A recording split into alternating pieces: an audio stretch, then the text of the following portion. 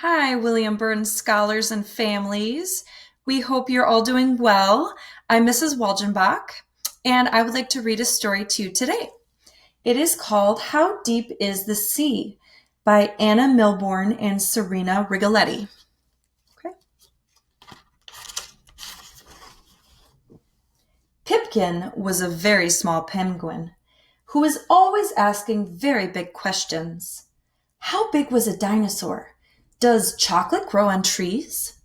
What makes snow fall from the sky? But the thing he wanted to know most of all was, how deep is the sea? Penguins are really good swimmers, said his mama. Why don't you go and have a look? Pipkin took a very deep breath and dived into the sea. He swam down a little way into the sparkling blue and found a seal catching a silver fish. Excuse me, said Pipkin. How deep is the sea? Well, deep enough to hold more fish than I ever could eat, said the seal. Would you like to stay for lunch?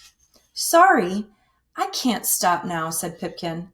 I'm off to find the bottom of the sea. He swam down a little further into the deepening blue and found the biggest creature he'd ever seen, singing a rumbly song. Excuse me, said Pipkin. How deep is the sea? Well, deeper than a big blue whale like me has ever been, said the creature. Would you like to stay and sing to my blue whale friends across the sea? Sorry, I can't stop now, said Pipkin. I'm off to find the bottom of the sea. Pipkin swam down a little further into the darkening blue and found a salty sea dog in a yellow submarine. Excuse me, said Pipkin. How deep is the sea? Deep enough to need a submarine to reach the very bottom, said the salty sea dog. I'm going there now. Would you like to join me?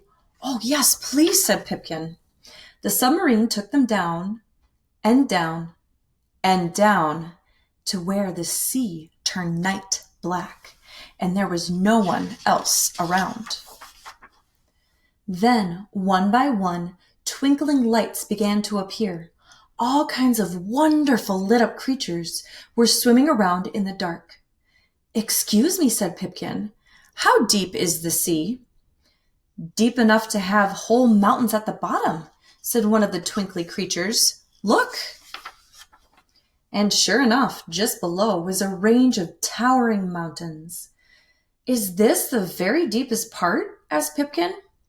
Not quite, said the twinkly creature, and it pointed to a valley. Down there is the very deepest part of the sea. So the yellow submarine took them down into the valley. It was very deep and very dark and very, very quiet. Flump went the submarine as it landed at the bottom. I wonder whether anything lives all the way down here, whispered Pipkin. They peered into the darkness, but nothing came to say hello. So they sat for a while at the bottom of the sea, with miles and miles of water above them. Ready to go home? Asked the salty sea dog. Yes, please, said Pipkin. The yellow submarine took them all the way back up to the top of the sea. Pipkin said to his mama, The sea is very, very deep. It's deep enough to hold more fish than a seal can ever eat, and deeper than a big blue whale has ever been, and deep enough to have whole mountains at the bottom, and lots of twinkly creatures hardly anyone's ever seen. And it's deep enough for very small penguins to have very big adventures, said his mama, as she rubbed him dry. I'm proud of you, my little Pip. Scholars, I hope on your spring break you have a chance to be curious about something and research it. Have a great day. Be well.